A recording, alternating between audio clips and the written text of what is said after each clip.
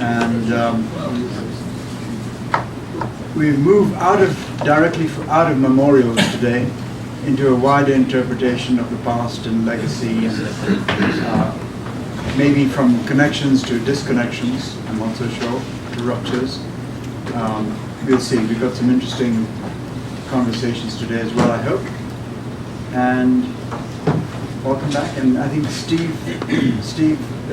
White is going to give us his sort of take on some of the issues that he found interesting yesterday and what he feels as a sort of roundup of things that we might reconsider towards the end of the day again as well.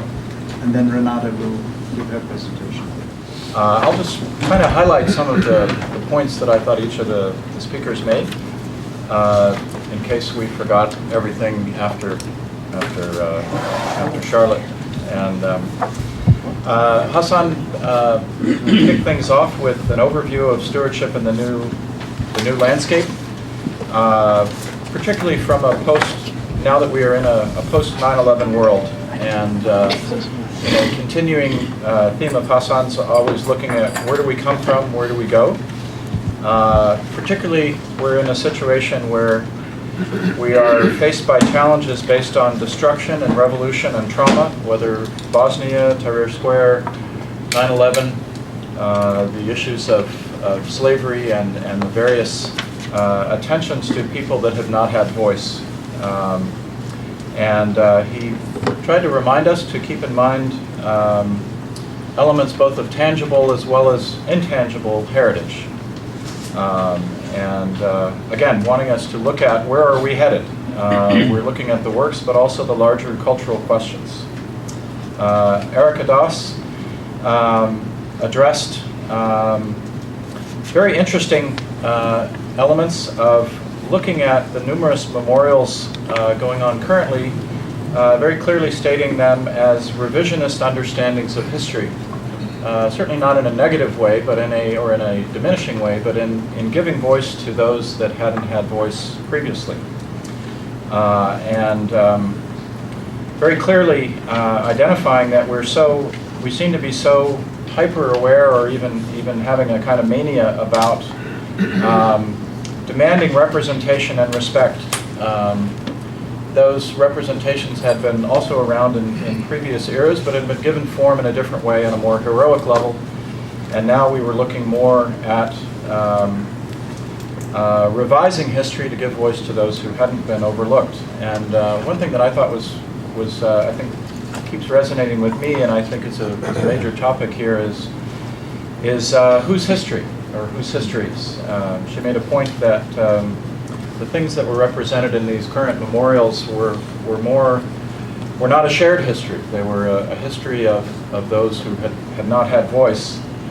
And it shows, again, it's a rejection of the consensual. She touched on ideas that there's quite a bit of anxiety about history currently. And we haven't rejected history in being anxious about it, but that there certainly are tensions about what is out there and who it represents or who it gives voice to. And that the things we see are both personal and social and on national identity levels. Maybe a relatively timeless statement that maybe acts of remembering are predicated by fears of forgetting, which again, it's hard to summarize Erica's, maybe any of it once, because there were so many great phrases and statements. So I don't mean to read it all back to you, but I think it set a great overview for the work that were there. And again, a kind of in a concluding coverage of the recent Bardo Memorial in Norway, really looked at the transformative potential of victim memorials. And the significance can definitely lie, as in that case, in very compelling form. And that these memorials link past and present, effective and emotional objectives. They're not just beautiful, but they create emotional impact. And they raise shame in us, in our response, or in the inactivity of response in previous times, and hopefully in that affirm and build civic voice and democratic engagement. That certainly seems to be something to discuss, and whether that really occurs or how that occurs. In the discussion, some interesting points were brought up about how the public engages with these memorials, and that people are not without expectation in visiting the sites. They expect an emotive response. There are layers of meaning, and Renata raised a very compelling point that often the memorials we were looking at include text based on a need for an understanding of some narrative or a range of issues that were raised in these other histories that have been without text really in the past. And I think there was some discussion about activation of the stories, the various stories, through engaging these memorials. Stephen Davis outlined his engagement over many years with the World Trade Center prior to his designing the Memorial Museum, and even to the clarity that a plane flew by his window on the way into the tower. So it was, there were 4 key elements to keep in mind for the design. Again, as you can tell, I'm not talking as much about the projects themselves, but about the issues that were raised. And keys to the design are underlying elements of memory, authenticity at this location, scale, and emotion. And Stephen raised the issue that what are the differences between monuments and memorials and legacies, which also seems to be a persistent theme themes that have come up and that we probably need to keep attending to.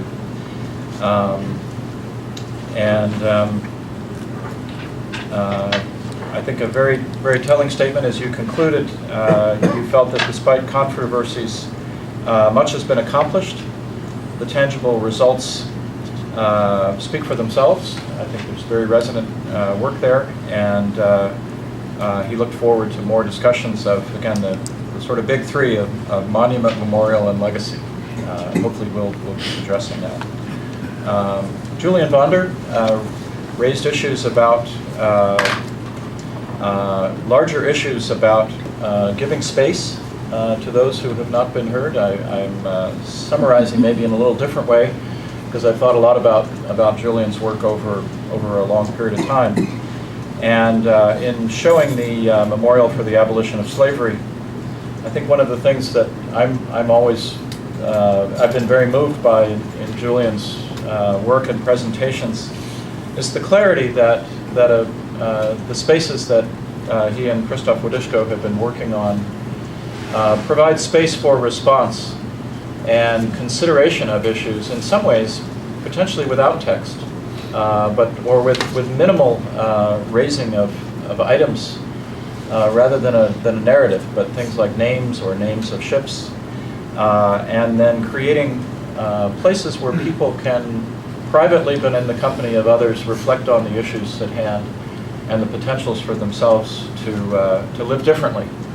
I think some of the issues that have been raised about not only reflecting or atoning by visiting sites where victims are memorialized is how are we better, or how can we be different, or how can we move forward to a better world. And I think Julian makes a very interesting case in his way of describing his work and his interests and of the larger issues that moving beyond where we are or beyond ourselves. Somehow I think Julian's name should have Levinas in it somewhere. He's becoming closer over time in only the best possible ways. Is really something to think about, that maybe how do we move beyond ourselves as a way forward sometimes when we feel that the stories of victims are so compelling but sometimes we don't know what to make of it or how to act or how to make an improved culture or situation.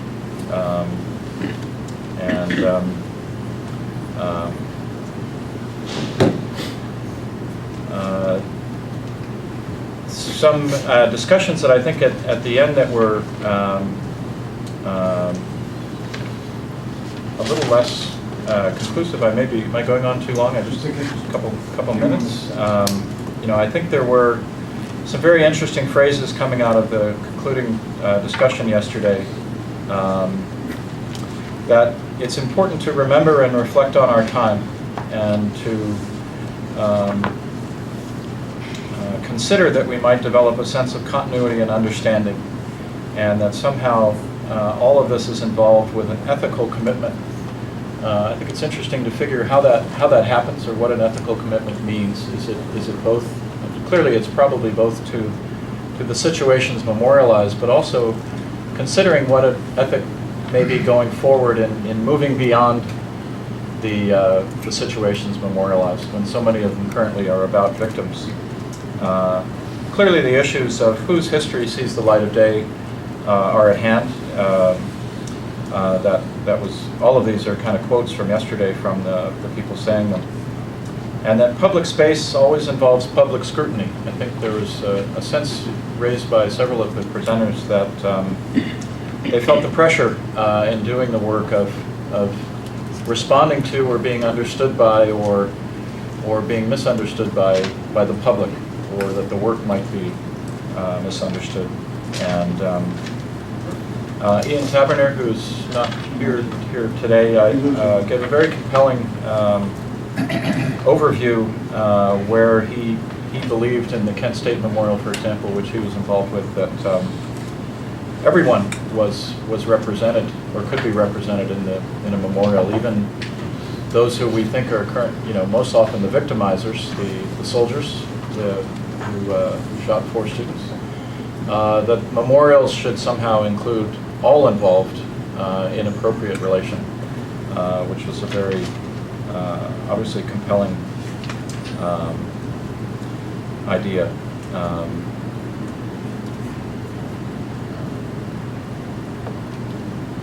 Hassan made a close to summary remark after the last in that last discussion about acts of remembering are clearly about the past, and that we want to look forward to the future. How do we think about what this means into the future? What are the roles of memorials? One thing I made me think of Erik Erikson and Joan Erikson, who were noted psychoanalysts and artists in the mid and late 20th century, wrote a phrase as an introduction to a book I wrote, that we are living memorials to the causes we care for most. And I think the idea that living memorials, rather than ones that are somehow trapped in time, I think that might be, clearly it comes up, but how do we make things living and transforming and evolving certainly seems to be a key issue. And one last thing, while Julian had on one of his images, there was a quote from Derek Walcott, which I looked up a little further online while he was talking about it. And just in terms of, again, we somehow have been able across our histories to remember violence. We have celebrated the victors and put the generals and the jefes up on the pedestals, and in some ways and so Walcott wrote about the violence of beast on beast is read as natural law, but upright man seeks his divinity by inflicting pain. Clearly he wasn't projecting that as a positive value.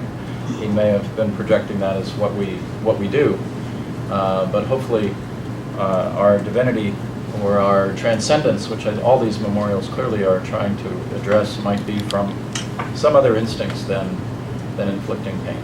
So that's what I took from. Thanks very much indeed. Thank you.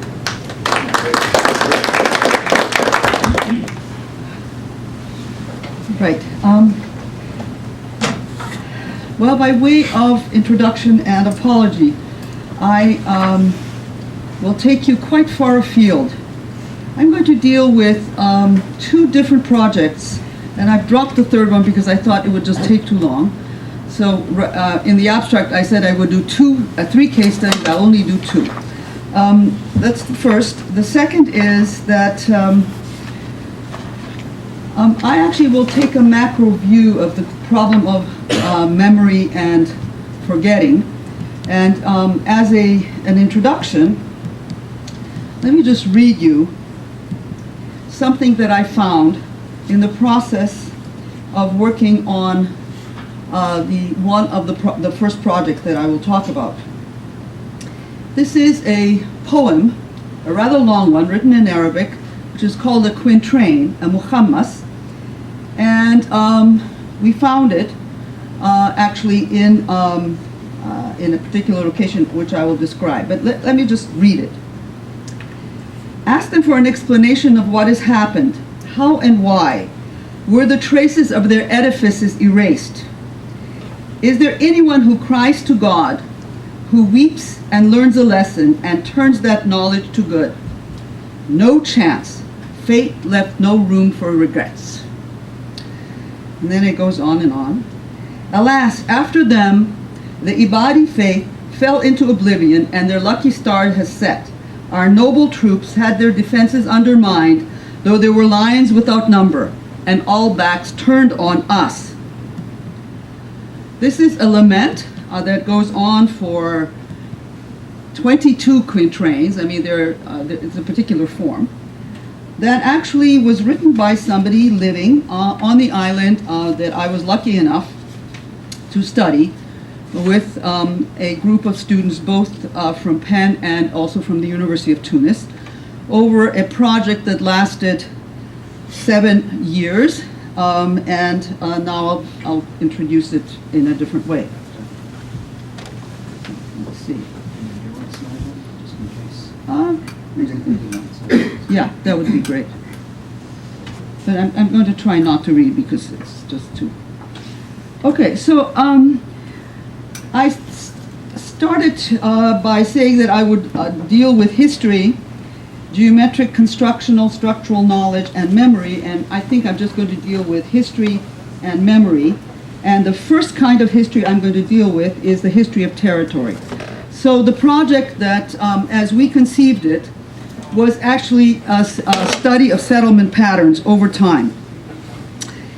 And so this is and so we'll skip this one, maybe we'll have time. And then the last thing that I will talk about, the second is the history of seeing, with the idea that the way we see today and the way we talk about memory is really quite different than the kind of seeing that we can reconstruct historically. And I think it's really, really important to remember. And it allows us, that's okay, I can manage, yeah. That allows any historian needs to, an archaeologist and any architect has to approach products of the past with a keen understanding that the visual and synesthetic recall that is encapsulated in any one building of the past is actually quite different than the one that we have now. And I'll try and illustrate that to you. So now to the first project. It is an archaeological survey of the island of Djerba. And here you see it. This is where it is. It's in Tunisia, off the coast of Tunisia. The first volume has been published. The second volume is forthcoming. It deals with the landscape of the island as a palimpsest. That is, anything that happened on the island leaves some traces, just as a piece of parchment that is reused.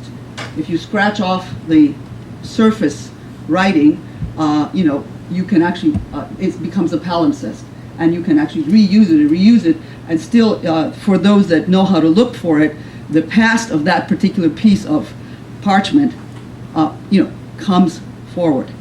So in the same way, a territory such as this island actually has a palimpsest of its prior users. So here's the island. It is right off the coast of Tunisia. In fact, geologically, it continues the same way. It's rather flat. It's about 21 by 23 kilometers. And the project itself consisted of walking enough of the surface of the island so that we could have a random stratified sample of it. And here you see all of the areas that we walked, as well as the ones in gray are purposive samples that we just did because development on the island, particularly because of the tourist industry, and that is on here, was such, has been such that all of this area has been completely bulldozed. So while we treat the past as a palimpsest, in fact, in the contemporary horizon, starting with the late 60s, we can no longer do that because our ways of dealing with territory are so destructive. You get a bulldozer through, I mean, nothing remains. So we walked this the first season, and of course when we came back, all of this was hotels. So that's a problem of rupture and break right there, even right before our eyes. In any case, the results. Just get rid of that. Sorry. Dropbox thing. Yeah, that's fine. It's done. Oh, okay. Thank you. So here are all the sites that we were able to record on the ground. This is a Mediterranean landscape, which means that it has very little vegetative overburden. If we did this in the States here, of course it would be all grown over and we wouldn't see anything on the ground. If we did this in Northern Europe, it would be exactly the same thing. But within a Mediterranean setting, because it hardly grows back, you can actually still see all of the ruins, no matter how far back, right there on the surface. This is the number of sites that we found shown in a particular way. You can see that the highest number of sites was actually over here, and then again there was a jump in these two locations in terms of time, but in fact it has to be represented in this way, and which is actually much more interesting and much more telling. And I would like to turn your attention to these two columns. First of all, because this is my specialty, and secondly, because in fact they're very, very important for the nature of the change, rupture, and forgetting on this island itself. What do I mean by this? The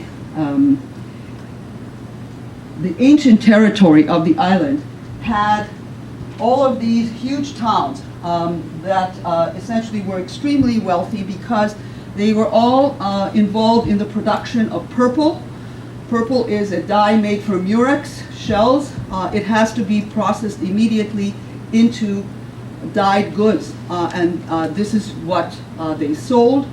They made their money off the Roman imperial, habit of wearing purple. You know this because every single one of these towns is actually filled with marble monuments that the marble comes from quarries, something like 27 quarries all over the Mediterranean world. This disappears. And so another way of representing the Jerba landscape is actually this one, where anything that's red just was picked up by us walking the fields. This is basically Roman pottery. Most of it amphora, wine amphora coming from Gaza. And you see where the medieval is. The first thing that we can see is that, first of all, life moves into the interior of the island, does not stay on the coasts. That is very telling. And in fact, the entire settlement pattern, if you recall, I showed you, of the island changes dramatically. So one can, in fact, just without even doing any further historical research in any kind of sources, posit that you have not only a rupture, but in fact the people that come in actually live differently. The same territory is no longer a continuum. These are settlers. These are new settlers. They come in under different circumstances. So first of all, why the rupture? The history of this late antique period is very interesting. It is marked by several different moments. One that has only been recently fully investigated, and this is actually the plague that raged in all ports of the Mediterranean under Emperor Justinian in the middle of the 6th century. And of course, since Jerba was both a port as well as an exporter of luxury goods, it's quite clear that whatever population was living in all of these port cities was hit first. The second and the end of this period is, of course, the Muslim invasion. Although in terms of really understanding the impact of it, I frankly could not say anything about any kind of settlement that I could identify as being new until the 9th century. There's a kind of a silence of a century and a half. We don't really know what happened there. So the reason that this is interesting actually to look at from your perspective is, so you have a territory. You think, well, okay, it's always going to be the same. The new settlers live differently. The old way of doing things that had a mixed population of Christians as well as Jews was very, very, very wealthy. It takes a lot of effort and resources to import all the marble that we found on the island. The new population seems to come from the pre-Saharan oases. They are Berbers. They turn out in the end to become Muslim. Whether and what happens in between, we don't really know. What happens to the remnants of the population, the old population, they sort of squeeze together in small villages that I can talk about later if somebody's interested. But the main thing to remember here is actually something quite different. So when you actually look at the new population through time, and this is, again, I have to tell you that if you have a stratified random sample, right, you're dealing with a stratified random sample. You're not dealing with the totality of the island. Clearly, there were some places we could not walk. For example, places that were inhabited today. So there are some problems of mistake. You can see that this is our estimation of what kind of distribution we have. Lived in farms or complex farms and also in mosques. But you notice that the urban population doesn't really, the new urban population doesn't really start to resettle itself into urban agglomerations that we can identify until basically after 1560, the great battle that the Spanish and the Ottomans had right there on Jerba, at Jerba.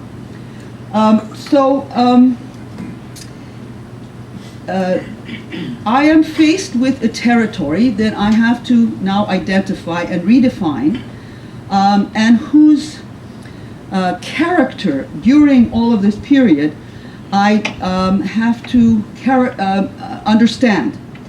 I just said that for the most part, this population is an incomer population, but interestingly enough, they're not only incomers, but they're actually also a sectarian population. What do I mean by that? This is a branch of Muslims who are neither Sunni nor Shi'i. They are yet a third branch about which people know very little in general knowledge. They're called the Kharijis. These are the people who split off first and then had a chain of settlements, basically starting in Basra in the Persian Gulf, going to Bahrain, and then across the pre-Sahara all the way to the Atlantic. These are people who, A, lived in oases, B, were very much engaged in trade, among which, of course, is slave trade. These are basically slavers. And so here is one of the locations that they lived. they saw, and now we turn to what they say about themselves, because of course official history doesn't narrate anything about them except that they're a bunch of pirates and awful people. This is basically what you see, what you find in the standard histories. Awful people, Jerba is a layer of pirates. This is what you, and so you can't do very much with this. And what's of course important about official history, that it repeats its topoi again and again. I mean, we know this. Looking at it from the point of view of internal history, because of course here's a sect that has developed its own narrative, its own internal history from beginning to end. And in fact, this poem that I read to you, I found in one of the unpublished sources that talks about this entire territory in a very different way. This is a territory where only some chosen few, okay, essentially could retire into sites of study and contemplation and continue perpetuating the sectarian beliefs, writings, theology, history of that particular sect. So it's a thin line of narrative that actually intersects with the other narrative only casually. Its location is very interesting. Jerba is located, before I forget, so the other way of looking at the territory of Jerba is actually looking at how many mosques it had. So here, this small island, you can see how many mosques at least we have recorded. Now we went into this by first of all looking at old maps, the oldest maps we could find, and so taking down all the toponyms. So this is not the standing mosques today. This is actually every single location that is called masjid. And then we would go and check, yes, indeed, here is a site that seems to be oriented to the Qibla, and therefore we identify it as a mosque. Whether it's standing or not is yet a different issue. But at some point, this is the palimpsest of the entire territory through the periods that I'm interested in. A mosque looks like this, and here is one of the ruined ones. And why, you would ask, do we have ruined mosques? Well, because a mosque is only as useful as the community that surrounds it, and there's a term in Arabic which is simply is the community of prayers, Jamat Musallin, that surrounds it, uses it. The minute this community moves away, it's relict. So the idea of memory in a building is yet a whole different issue. A building that becomes a shrine, that becomes, what have you. We're quite familiar with this phenomenon. All you need to do is travel around in any place, Massachusetts, where people have turned, Baptist churches into, fine houses and all this kind of thing. I mean, it happens, okay? That a building is only meaningful to the territory insofar as there is the community that utilizes that building.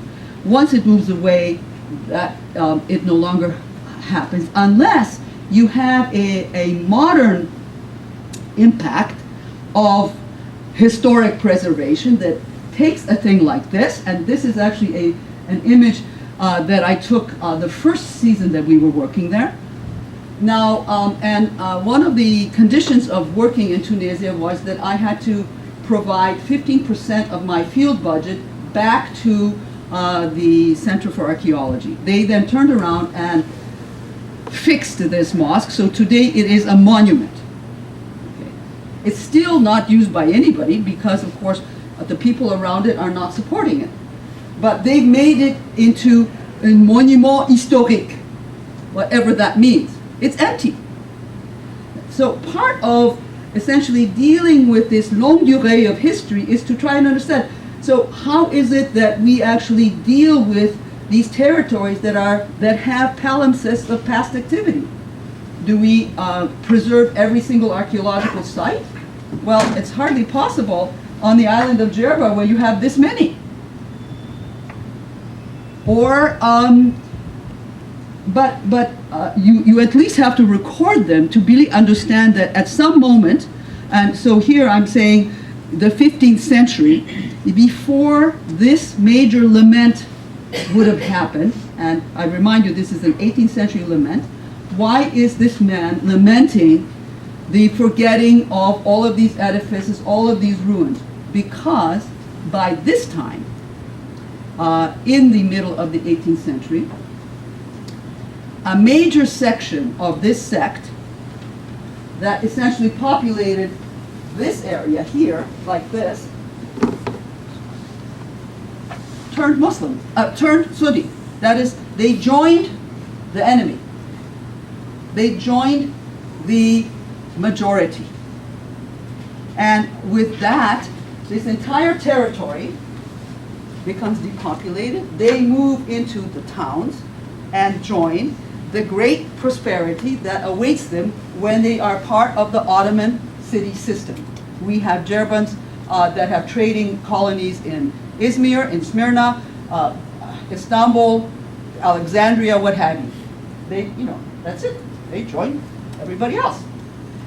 Not everybody, because of course in a sectarian world, there's somebody always that stays behind and remembers. So here we have a very interesting moment of continuity and rupture exactly happening right here that we have managed to excavate on this island. Okay.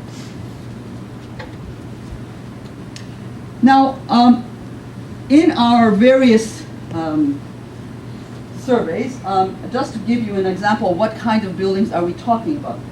The ones on the top is what I call a 10-man mosque. Literally, you cannot fit more than 10 men praying together. Women do not pray in mosques in this sect. They actually have their own locations that are actually true memorials, and I might have time to talk about that, probably not. And then you have, these are the more ubiquitous kinds of places. So the largest one here we did an actual measurement by actually putting down prayer rugs, one next to the other, to actually see how many people you could fit in. So this one has about, 38 or so squeezed.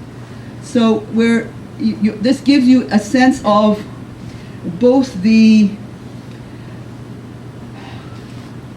scale, number, and the dispersal of this community. Even though they're all, let's say, of one sect, they actually all are yet further and further and further dispersed into, extended family groups, clan groups, what have you, and then finally they're led by, or let's say, the biggest authority on the island in these periods was a group of hermits that retired into the basement of one of these mosques and would then essentially be the ethical and moral authority for the island, but not the political or military authority. Now, one thing I have not mentioned is that the island itself is, throughout its medieval and early modern period, buffeted by the winds of political change. That is, anybody who was anybody in North Africa, in Sicily, and as far out as Italy wanted a perch on this island. So we have recorded the Norman invasions from Tunis, invasions from Tripoli, so this is Libya, across the Gulf of Gabes, and finally the Ottomans, who actually come and take over and then put their mark on this territory, with the results that we have this large-scale forgetting and large-scale diversion, right, from this sectarian world into the mainstream world. All right.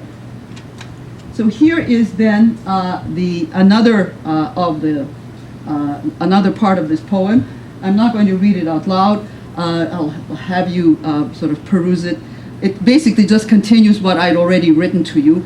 A phenomenal sense of loss is fairly clear throughout 18th century writing, sectarian of these sectarian texts.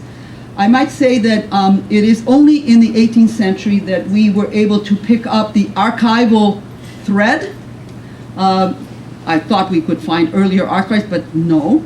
And interestingly enough, the only way in which we picked up the archival thread was that people who owned land and had made it into pious foundations for the support of one mosque or another had, under Ottoman rule, essentially to officialize their property by, in fact, registering it with Sunni judges. And it's only from that moment that we actually have any kind of archival thread. We've done a lot of archival work, so we're actually quite clear on, who was where, and in terms of the actual ownership of land. We also looked at law books for this sect. These are now slowly being published, because obviously the remnants of this sect throughout North Africa became more and more closed in on themselves. So in fact, it took us 5 seasons of being there for us to be even trusted. And not because we were from America, but because we were via Tunis. And our Tunisian colleagues from Tunis were saying, no, come on. These Jerbis will never talk to you. I mean, they're a secret. It's all a secret. And indeed, in the modus vivendi and the modus operandi of this sect, there is even a state of being which has a name, which is called kitman. That is, you can dissemble. You don't have to tell the truth to an outsider about anything, much less about, your territory, who is who, etc., etc. And it took a long time for them to really understand, actually, we don't want to steal anything from you. We want to actually tell your story. And it is only over that period of time, and in fact, not only our project on Jerba, but there are other projects throughout, and actually now supported, interesting enough, the only political location for the Ibadis at the moment is Bahrain. So, supported by the Sultan of Bahrain, interestingly enough. So, just to sum up this part of my talk, here are the conclusions that I can suggest to you. One, that sometime by the end of the 9th century, we have the introduction of a completely new settlement pattern into this territory. Antique cities are destroyed, and in fact, city habitation, and by this I mean contiguous buildings built next to each other, because this is actually how a Medina is, in fact, identified in the Ibadi law books. The kind of oasis or wadi settlement pattern that we see in the pre-Saharan oases is actually introduced into this island. It's a farming pattern, which is fine on an oasis, really doesn't have to suit Jerba. In fact, where you have runoff irrigation of a particular kind, all of this is actually reproduced by the incomers. We have 2 factions, that is, every sect typically, the minute it hides off, then divides up. We know this from the study of sects in general. Yeah?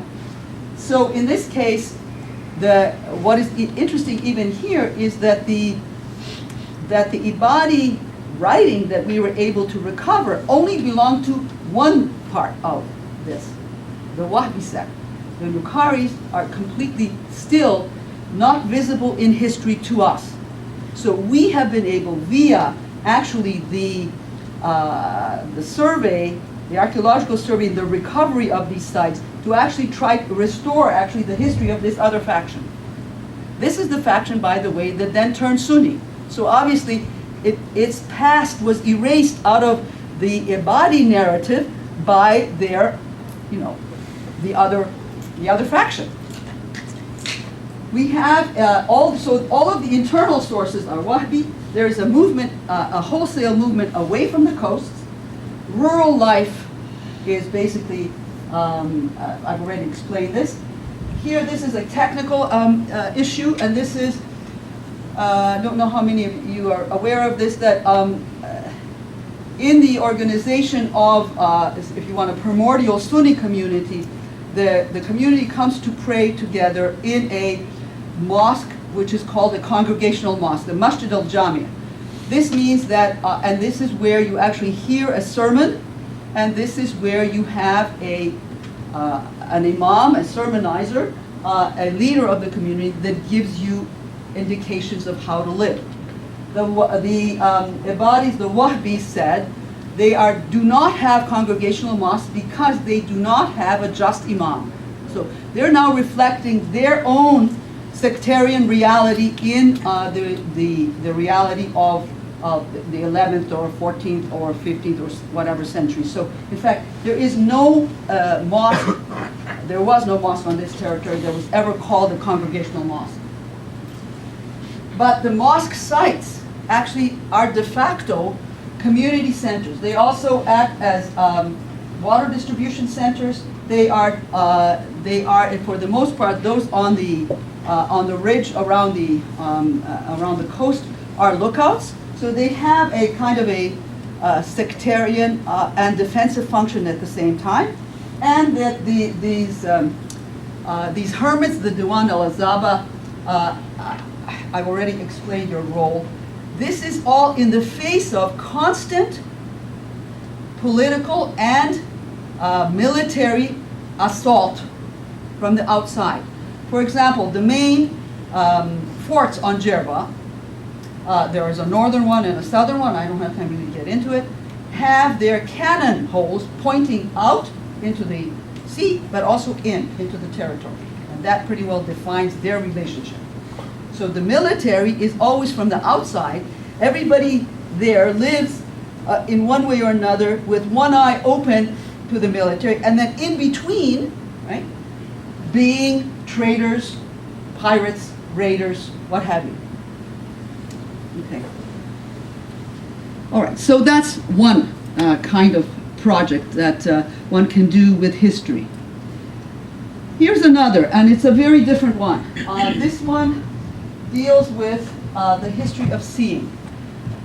I think that all of you probably are aware of the formulation of the phrase period I, right? And I shan't go much into this. That is, it is certainly true that we today, and particularly our students, are so bombarded by images that our entire imagination, visual imagination, is really considerably different than what it was.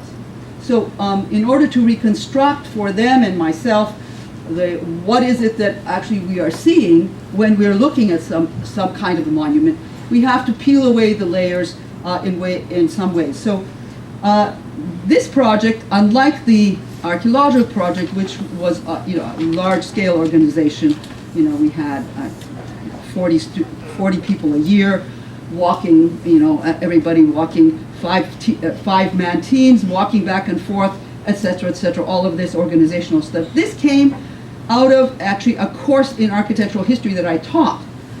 And I had as I was preparing the lecture, I had a kind of a flash. Oh, this is interesting. Maybe I can, see how this works. And I meant to say that at the time I was teaching this, we at Penn had just instituted a new major called Visual Studies, which has as its ambition to link the new discoveries in neuroscience and cognitive psychology. That is, what is the description of seeing and the fact that more of our brain is dedicated to seeing than any other sense, the culture of seeing, and the practice of seeing. So this major, I taught the introductory course, I don't know, for 8 years or so. So it comes exactly at a time when I was actually particularly aware of some of these issues. So if you want, the case in point is the Mosque of Cordoba. In this case, named the Congregational Mosque already from the beginning. And of course, you know it all. Here it is. in its current state. Here it is with the Gothic chapel taken out. And so this is all of its phases. But what interested me most was essentially the problem of the difference between this phase and this phase. So it's basically, why does all of this look the way it does? And on one hand, it is a continuity of the space. On the other, it is an elaboration of it. And by way of explanation, I should just say that this addition, we're looking at a late 10th century addition made by the order of the Andalusian Umayyad Caliph al-Hakam, who was a great bibliophile and actually did not really become caliph until he was about 40. So he had time to read a lot and think a lot, and essentially was certainly not a military leader. But I cannot reconstruct his, if you want, biography, his visual biography, more than just looking at the building, and of course understanding that it's not only one person, but in fact it is an entire know-how and court that actually deals with this. The key thing to remember here is that the Umayyads in Spain, as long as they were in power, always looked back to the glory days of the first Umayyad dynasty in Damascus, and are constantly replaying that, reiterating the fact that once upon a time, our forefathers not only held Damascus, but actually also held the shrines of Mecca and Medina, and were essentially ruling the entire Islamic world. So the addition itself, this part here, we know that this whole zone in front of the mihrab on the Qibla zone can actually be read as some kind of textual relation of what the mosque in Medina would have looked like, the Prophet's mosque in Medina would have looked like. Now, obviously, this is all only possible when you actually read the description in text. I'm not going to show you this. You can reconstruct it one way or another. But we know that there is, because of the constant refrain, we are like, so-and-so. We own so-and-so. There is a constant reference here. But it struck me that it's not only that there are really two issues here. Not only because, of course, nobody went and took a photograph of the Mosque of the Prophet in Medina. Anyway, by then, by the end of the 10th century, it already had been rebuilt. So we can come back to this question of memory and rebuilding.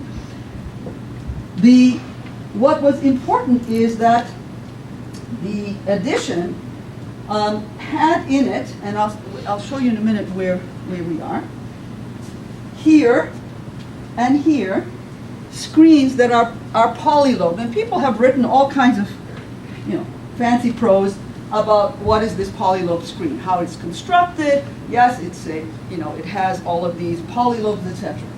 And I thought to myself, okay, yeah, I can see this, but actually what is happening is something else.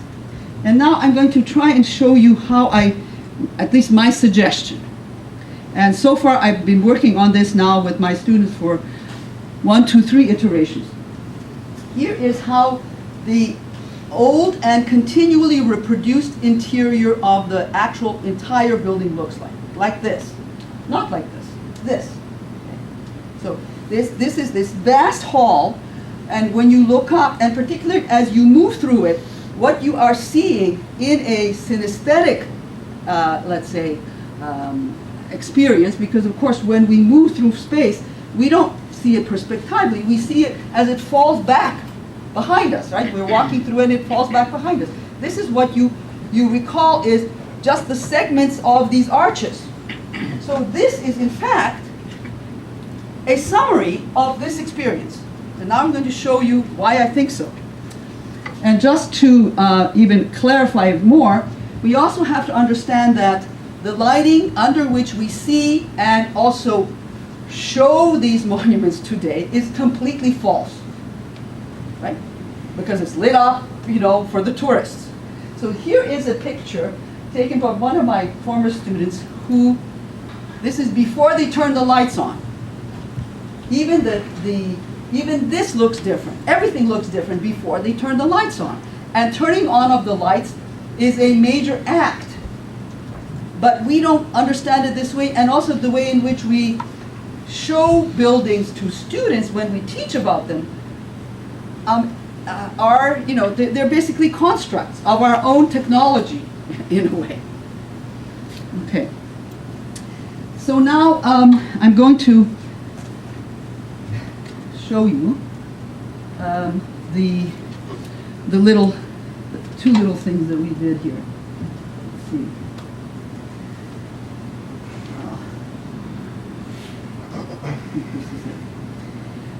So together with the engineering school, we actually did a whole project, the digital media design group at Penn. We recreated lighting, and here's a paper, and I'd be happy to share it with you, where we actually not only took, let's see, where is it? We actually tried to make lamps that would have been used. And the key thing here that I would like to actually turn your attention to in a minute is, let's play this. Yeah. All right. Wait. Why is this? That why is this here? Can I move this? No? All right. Here we go.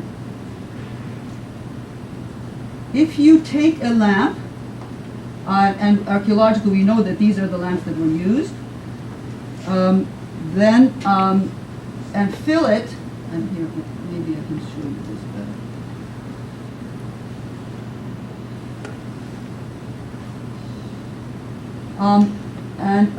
Just light it like this, you have one kind of light. But if you fill it with water, which is, we know this was the case. And so here are all of our experiments. I won't waste our time really going through them. If you fill it half with water and you float the oil and the wick on top of the water, this gives you a much larger cone of light.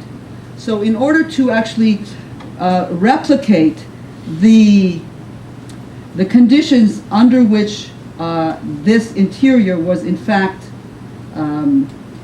lit at any time that it was lit, we actually did this entire series of experiments with a whole bunch of students. And then here at least I'm going to show you what, at least this is really the first iteration. So when you play it,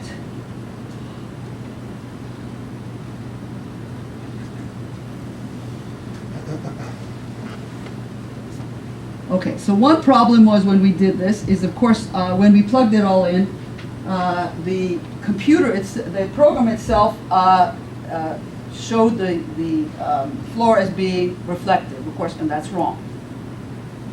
So back to the drawing board. Okay, but in any case, we lit all of the interiors, and then under these conditions, we begin to see that in fact all of these. This arcade on top actually never ever appears to be seen by anybody that's going through it as arcade, arcade, arcade. They're all just segments. And particularly because the way in which they're laid, which is limestone and then brick, limestone, brick, limestone, brick, this is what gives it that striped effect. So the next iteration, and so we've been working on this for quite some time, is this one. And here, again, the same thing, with a different animation. I mean, obviously there are different ways of doing it. That gives you another whole way of moving. I mean, trying to reproduce this space in which you are habitually. Okay.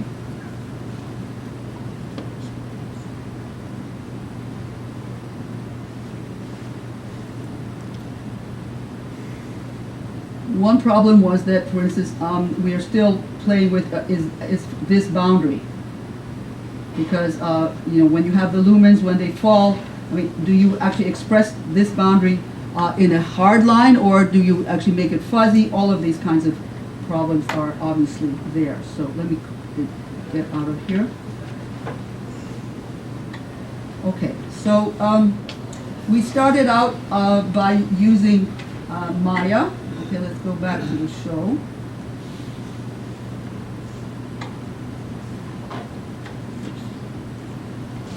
And here, so here we built a whole, the interior and so on. And then we started looking at what is the nature of vision, what are the binocular cues, what are the monocular cues, how do they actually, can they be mapped onto this space? And then in addition, what are these synesthetic questions that can be asked? In what way does actually haptic space play into it? And finally, what is actually body awareness in this kind of territory? Then we also have the entire problem that I think is important for us to understand, that what is visual is natural, that is in terms of our biological system, but visuality, or let's say the culture of seeing, is a completely socially constructed reality. And these are issues that we really need to address in a much more extensive and important way.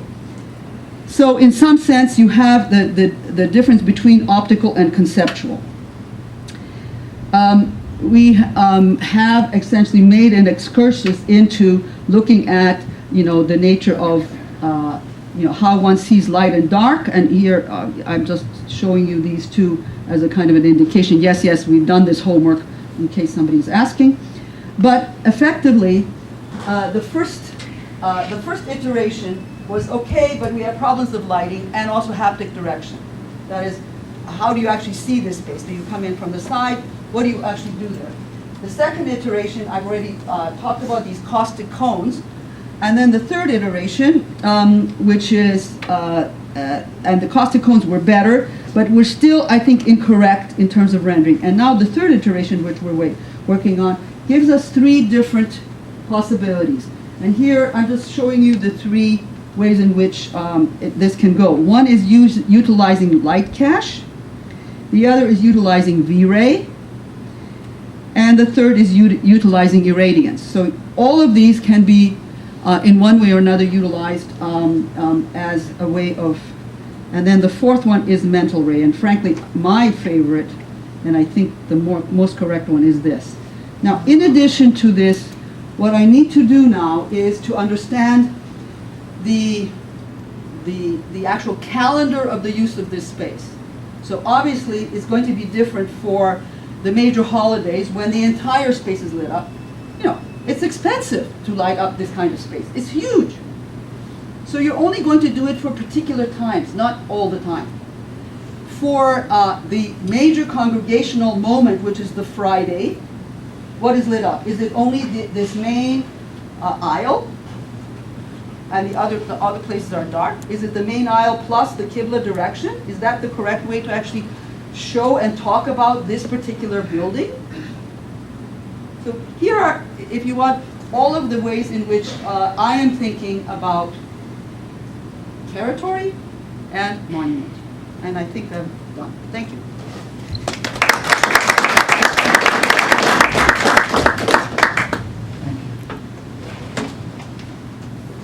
We have some time for some discussion and questions. Would you like to either sit or Sure. stand within the up there? Great. See if you've got some reactions to Renata's take on the monuments and the way we look at them. Yes. I'm fascinated by the problem of cultural erasure, Yes. which is so much a part of what you're working on. Wondering if you might address some of the theoretics or problematics that you attend to. Perhaps some of the assumptions that we make about what is disappeared and sort of what we expect to find, or I think that we haven't talked much about erasure. disappearance. We've mainly focused on the physical and the present, but it's so much a part of memory work. Well, how to even begin this? Clearly, if you engage in the archaeological métier, you're dealing with places that were are destroyed or abandoned. In fact, many more are abandoned than destroyed. This is something that we do not truly take into consideration. Somehow we have a very romantic view of what archaeology is, that you're going to, discover some, unknown thing. I mean, Pompeii, we're all still thinking about, my God, and then there'll be, excavated all of this life that we didn't know about, and here it all is, caught, in an instant of disaster, by the way. Okay. Whereas the history of landscape actually is much more quotidian. Things get abandoned regularly. All you need to do is take the train from New York to Philadelphia and come in through North Philadelphia, and you see there are entire areas that are standing empty, particularly factories, little factories. Empty, empty, empty, empty. Why? Because they're no longer useful. We're familiar with that phenomenon in our daily life, but we ignore it. I mean, we've sort of pulled a curtain on it. Except in here at Roger Williams, when actually you had these projects where you went to the old school and you redid this, there are ways of recapturing this, bringing a completely new use. But in fact, abandonment is natural. In fact, one could even say that preservation is not, and it happens only under particular conditions, highly charged emotional, historical conditions. I'm just laying this out. Okay. But I can just tell you from the very long, we have now a lot of information about from landscape archaeology. What does landscape archaeology do? It's basically an extension of essentially geography. Dennis Cosgrove was the kind of guru. He passed away now, but he just said, look at the landscape and you'll know something about the society. The way the farms are cut up. All of that. You'll know, the inheritance patterns. You'll know a lot, okay, if you just know how to read the land. So in this particular case, that was very much part of it. What I had not expected at all, simply because, I worked in Syria before, and now all of a sudden I'm working on Jerba. It's completely different, and yet not. That you would have such a major shift in the same bioclimatic zone with the exact same internal natural resources, but the external resources were completely different, right? Because the entire antique history of Jerba is run by luxury trade. The marbles was just amazing. Procanesian marble, this kind of marble, and then when you actually reconstruct the architecture, it is garish, unbelievable, awful thing. Like we saw yesterday. Okay, it's basically that, and more. And then all of a sudden, that is, in experiencing the landscape, you come at a very densely pocked very densely pocked sides of valleys that just show you farmhouse, and little mosque, as big as a farmhouse, not bigger. Okay, again, farmhouse, and then in between, what was grown in between? Olive trees. So these people turn. That is, if in fact they are the same people, they turn from, making purple and trading in textiles to growing olives. No, they're actually different. And that the remnant population, both Christian and Jewish, becomes smaller and smaller and smaller, gets encapsulated in very particular locations, which, by the way, we could not walk because it's still being used. Everybody else is new, are new settlers. They come in from somewhere else. And that history is then reflected in this sectarian narrative that has nothing to do with the main Sunni narrative of the territory. Nothing. So if you were to say, okay, great, I'm going to find out about the bodies of Jerba and I'm going to read the main histories of the period, you have odd mentions of the fact that you have to be careful when you travel between point A and point B because there are pirates and they are the, the cursed pirates, okay? Meanwhile, so here you just in this one location, you have several histories. The other history I did not talk about because we did not find it on the ground is in fact the history of the Jewish population of Jerba, which is still, which claims to have been there from the destruction of the first temple, okay, probably from the second, but anyway, claims very old roots, and most likely was actually part of this textile trade network that changed dramatically, that became very, very different in the medieval period.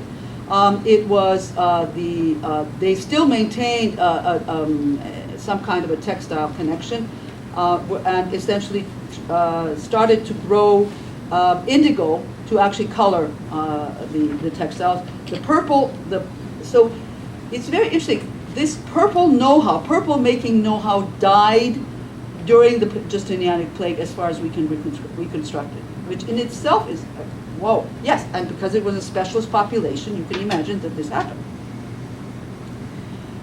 Now, the problem of continuity and discontinuity, this is true around the entire Mediterranean. Anybody that's done any kind of, just think of it, Greece, Italy, Syria, all of these areas have had major dislocations and changes of population and the habitus of these populations. So you can't assume memory and continuity. Memory has to be constantly recreated, and to me, the most significant in looking at this longue durée of territory, because of course,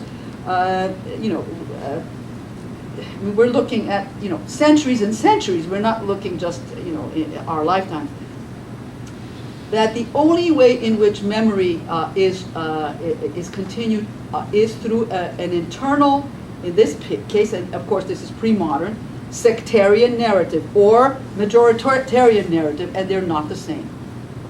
I'm not sure I really answered you, but okay, that's another answer. When you then try and reconstruct memory in these many different layers, it becomes almost impossible in a way. And then it comes back to the old question of whose memory, what are you doing, what's the purpose of that reconstruction?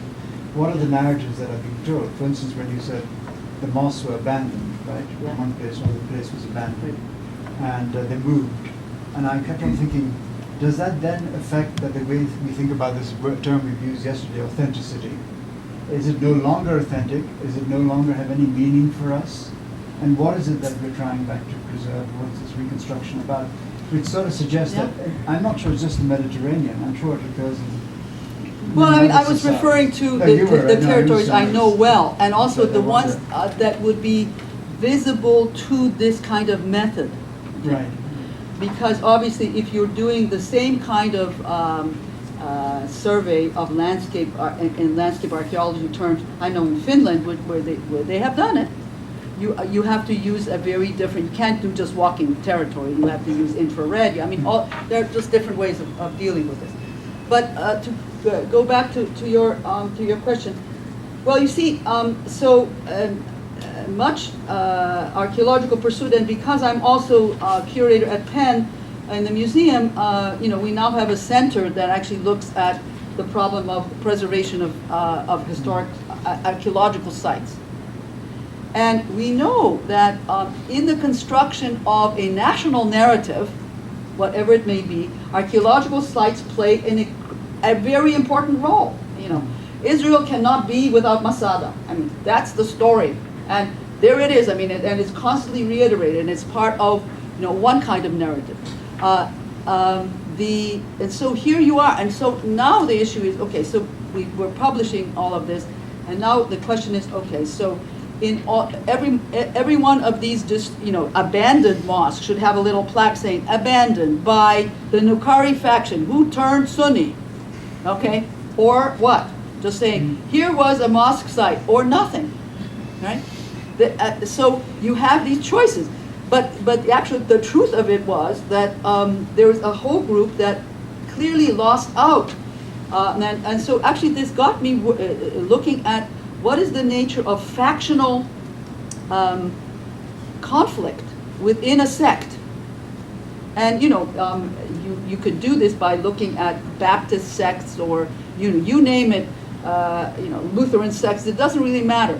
When you have already people who have abstracted themselves from some kind of body public because they see things differently, the first thing that happens is that you have very strong personalities. They in turn, start to bifurcate. You can almost predict it.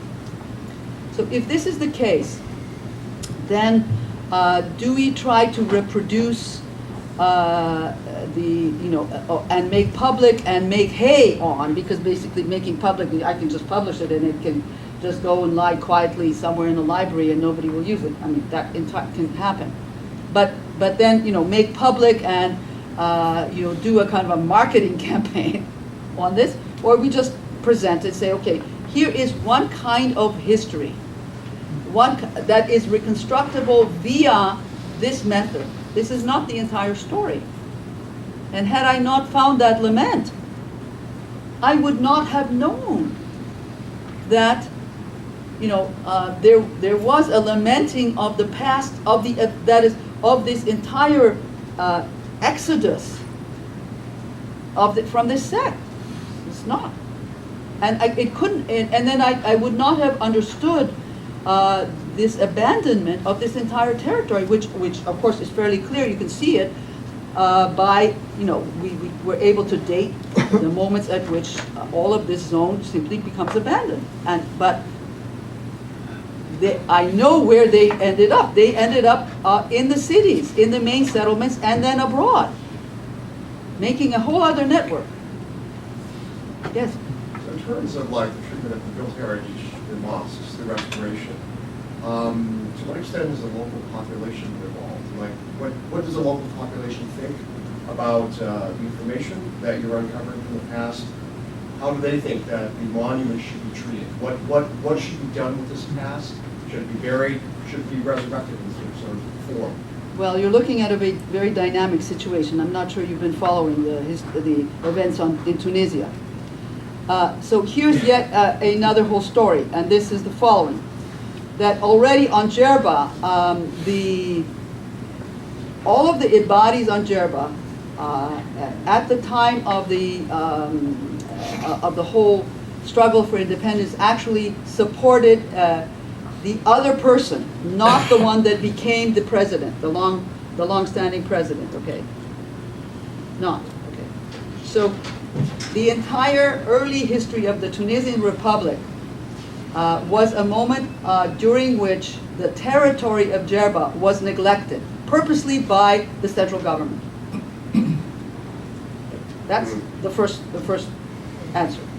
The second is that and this is why my colleagues that were working with me, because of course I didn't do this project myself. I had just as many Tunisian colleagues as I had American. They were saying, no, forget it. This is not going to get anything from these people. They're all going to tell you nonsense because they have this kitman. They're going to dissemble. They're not going to tell you the story because it's inside. You're not inside. And they literally were happy, and they came from the center.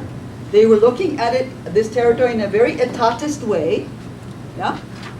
And so, yeah, okay, there are these weird people here, but we have the truth. We have the national narrative, i.e. in Tunis. So their attitude to utilizing the money that I brought them was, oh, good, here's another monument historique that we can put on the tourist route. Yeah, yes, exactly. And we will reconstruct it with the way in which we reconstruct it. I kept saying, no, but be sure you don't use any concrete. Mais madame, of course we don't use any concrete. And then finally I come, 3 years later, and I look and I see that all the plaster, is sopping up the water. I said, wait a minute, you used concrete in this. Oh yes, we have this special recipe. It's only 5%. He said, I can see it right there.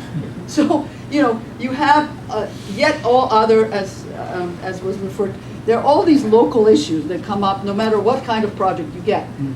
The attitude to Jerba, that is the territory of Jerba, between basically 1960 and the current spring, was here is wonderful tourist territory.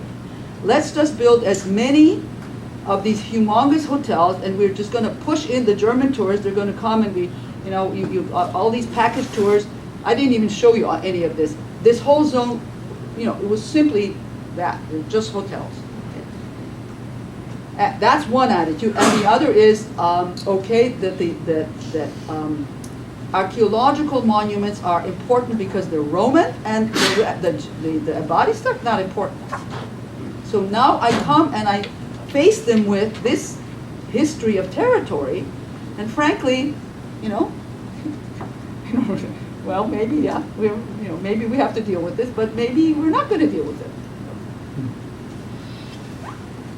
Well, thank you. I think we've got to move on. Yeah. We can always come back to this at the end of some of these issues. Thanks very much indeed.